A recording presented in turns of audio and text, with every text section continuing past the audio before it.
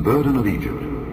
Behold, the Lord rideth upon a swift cloud, and shall come into Egypt, and the idols of Egypt shall be moved at his presence, and the heart of Egypt shall melt in the midst of it. And I will set the Egyptians against the Egyptians, and they shall fight every one against his brother, and every one against his neighbor, city against city, and kingdom against kingdom. And the spirit of Egypt shall fail in the midst thereof, and I will destroy the counsel thereof.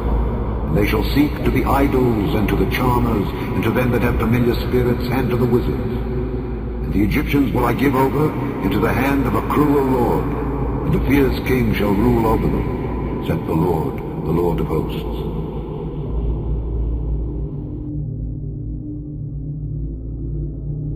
New showdown and fears of a potential civil war brewing in Egypt today. At least 7 people, including an American college student, have already been killed in violent anti-government protests, all on the 1-year anniversary of President Mohamed Morsi's inauguration. And this situation could all boil over just hours from now. ABC's Alex Marquardt is in Egypt with the very latest. Hi, Alex. Good morning, Paula. Cairo is bracing for what are expected to be massive and likely violent protests against President Mohamed Morsi. These protesters down here on Tahrir Square, which, as you know, is the birthplace of the revolution, are now loudly calling for a second revolution. Even before the main protest began, there have been 2 days of violent clashes between supporters and opponents of President Morsi.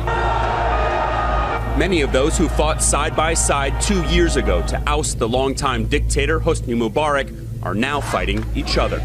Liberal opponents of Morsi say he's trying to impose his Muslim Brotherhood values on the country, that he's done nothing to rebuild it. The opposition has now been joined by their old enemies, supporters of Mubarak. We are looking to have a better life, more democracy. We don't want any more the Muslim Brotherhood. We are not convinced with Mohamed Morsi, and we're going to stay on the streets until he leaves. An umbrella opposition group called Rebellion claims to have 22 million signatures, a quarter of all Egyptians, on a petition calling for early elections.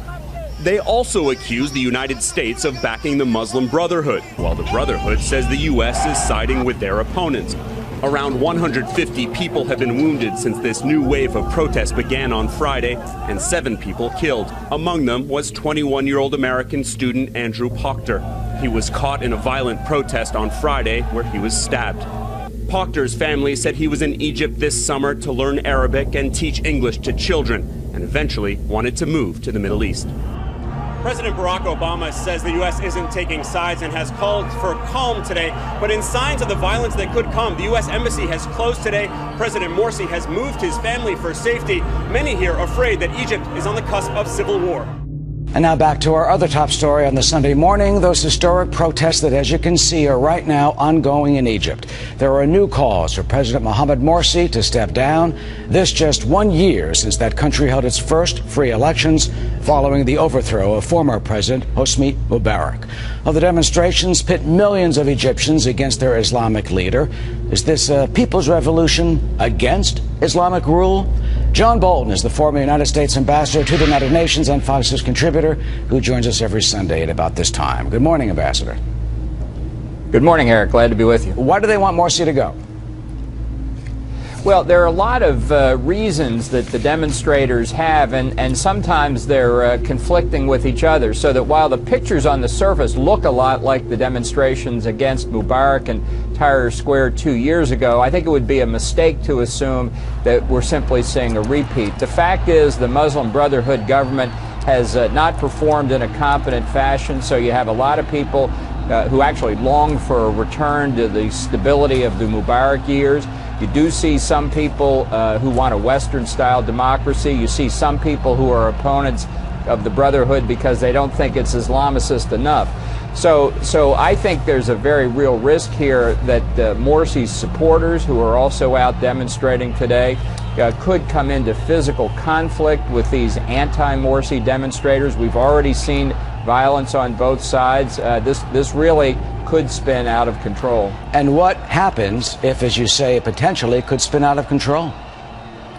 Well, many of the demonstrators, the anti-Morsi demonstrators, make it very clear they want to show such instability that the military is forced to intervene, basically to oust Morsi and call new elections.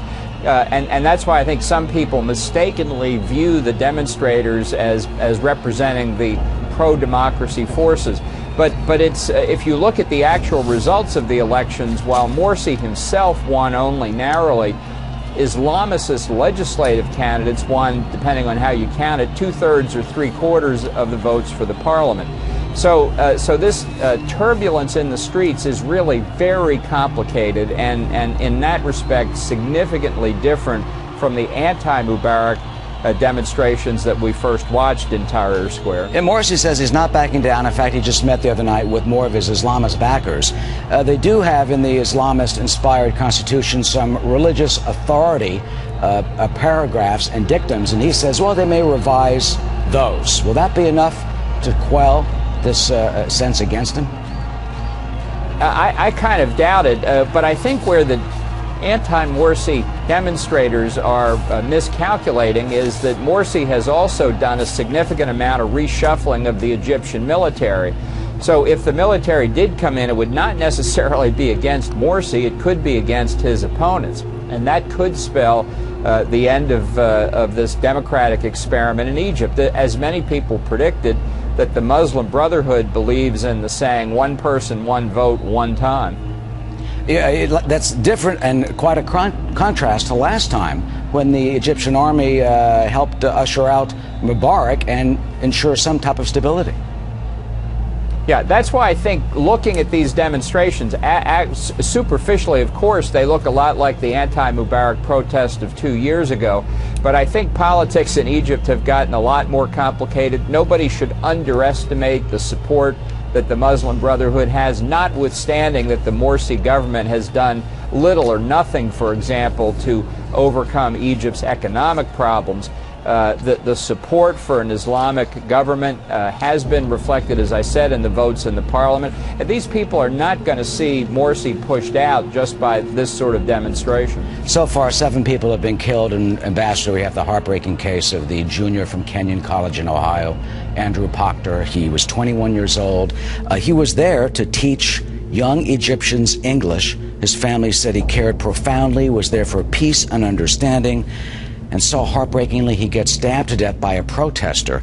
How do we honor his memory? How do we honor the idealism of young Americans when something like this happens? So potentially the right thing happens in Egypt. Well, I think it's obviously a tragedy. I think it highlights for us that other Americans in Cairo and other major Egyptian cities could be at risk. The demonstrators who proclaim their support for democracy may be sincere in what they're saying, but they're surrounded by other people who couldn't care less about democracy. So I think the idealism of young Americans like that needs to be tempered with some caution in a very, very volatile and dangerous situation. It is very volatile. We'll stay on it throughout the rest of the day here in the Fox News channel, of course, as it develops. Ambassador John Bolton, thanks so much for joining us, as you do always on this Sunday. Thank you, Eric.